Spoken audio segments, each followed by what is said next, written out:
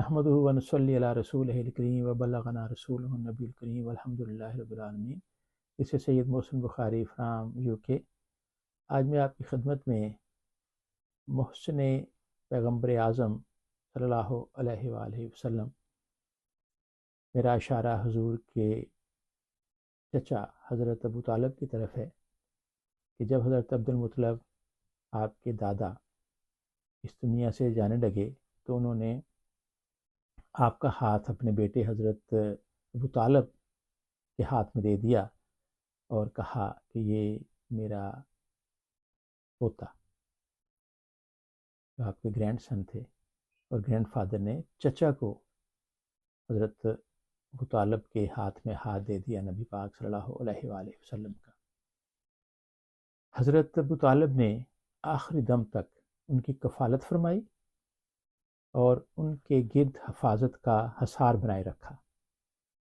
اور اپنے بیٹوں سمیت آپ کی ہر وقت ہر جگہ پہ آپ کی نگہداشت کرتے رہے اور آپ کو کفار مکہ سے، قریش مکہ سے محفوظ رکھا۔ اور آپ نبی پاک صلی اللہ علیہ وآلہ وسلم سے اس قدر محبت کرتے تھے اور ان کا ایمان اتنا مستحکم تھا کہ جب کھانے کا وقت ہوتا تو اگر نبی پاک صلی اللہ علیہ وآلہ وسلم وہاں موجود نہیں ہیں تو آپ کا انتظار کیا جاتا، تو حضرت ابو طالب اپنے دوسرے بیٹوں کو کھانے کو ہاتھ نہیں لگانے دیتے، اور جب آپ تشریف لاتے تو پہلا لقمہ جب آپ لیتے تو پھر حضرت ابو طالب کے دوسرے بیٹے جو ہیں وہ کھانے میں شامل ہوتے۔ اور آپ نے فرمایا کہ میں نے یہ کئی دفعہ دیکھا ہے، یہ معجزہ رسول کریم صلی اللہ علیہ وآلہ وسلم ہے کہ جب حضرت رسول پاک صلی اللہ علیہ وآلہ وسلم روٹی کو ہاتھ لگا دیتے تو وہ کھانے میں اتنی برکت پڑ جاتی کہ وہ سارے سیر ہو کے کھانا کھاتے لیکن کھانا ختم نہیں ہوتا۔ تو یہ شروع سے ہی آپ کا عقیدہ اتنا مستحکم تھا۔ اور پھر ایک ان کی خوبی اور بھی ہے کہ وہ نکاح خانے رسول پاک صلی اللہ علیہ وآلہ وسلم ہے۔ اور حضرت موسیٰ علیہ السلام کا اگر میں تھوڑا سا ذکر کر دوں تو اس میں ہے کہ وہ بڑا مشہور واقعہ ہے کہ وہ حضرت آسیہ نے ایک اپنے محل میں بیٹھی تو دیکھا کہ ایک صندوق تیرتا آ رہا ہے جو کہ پانی کے بہاؤ کے مخالف ہے۔ تو خیر وہ صندوق لائے گئے، دیکھا تو اس میں ایک نومولود بچہ تھا۔ یہ اللہ نے حضرت موسیٰ علیہ السلام کی والدہ کو یہ کہا کہ آپ ایسا کریں، تو آپ کی پرورش شروع ہوگی۔ اب اعلان ہوا کہ جو مائیں جن کے نومولود بچے ہیں وہ آئیں اور دودھ پلانے کی کوشش کریں حضرت موسیٰ علیہ السلام کو۔ تو آپ دودھ نہیں پی رہے تھے کسی کا، اور جب حضرت موسیٰ علیہ السلام کی والدہ کو یہ اعلان کا پتہ چلا تو وہ بھی لائن میں لگ گئیں، اور جو ہی آپ کی والدہ نے آپ کو پکڑا تو انہوں نے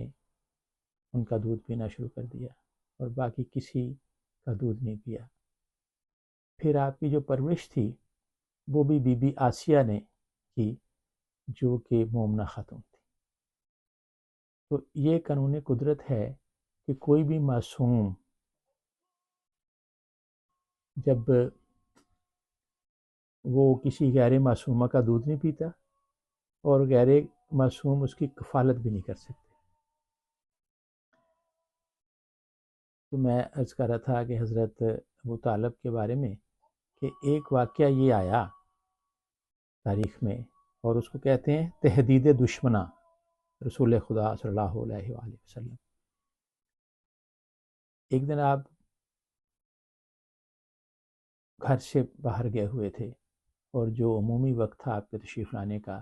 آپ واپس تشریف نہ لائے، تو حضرت ابو طالب کو تشویش ہوئی، تو انہوں نے تلاش کیا آپ کو، اور پھر آپ نے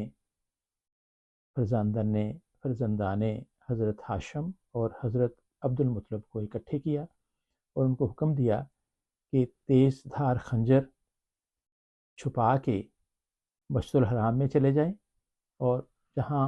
سردار قریش بیٹھے ہیں ہر کوئی کوشش کرے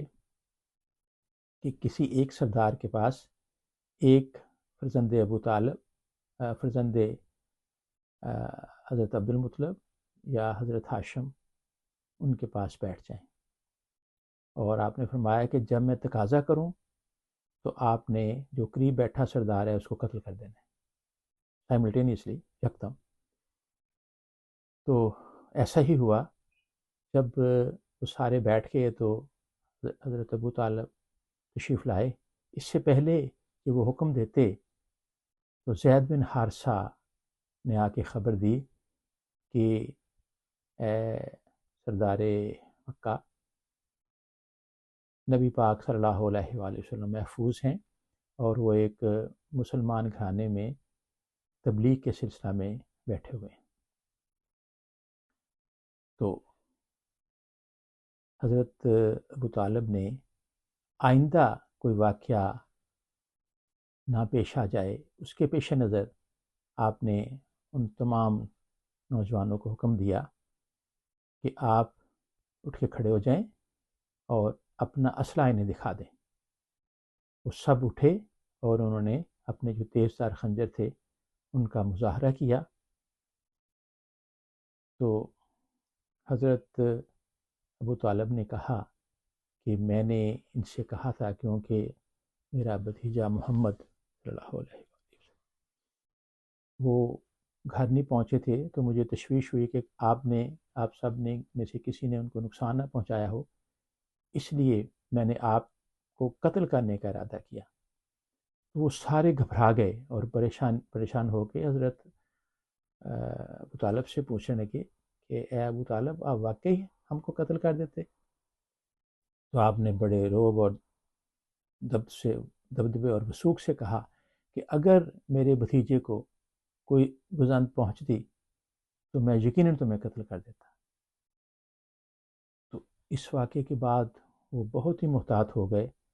اور انہوں نے کہا، اب سوچا اپنے آپ میں، انہوں نے باتیں کی کہ جب تک ابو طالب زندہ ہیں ہم محمد صلی اللہ علیہ وآلہ وسلم کو کوئی نقصان نہیں پہنچا سکتے۔ وما علینا الا البلاغ۔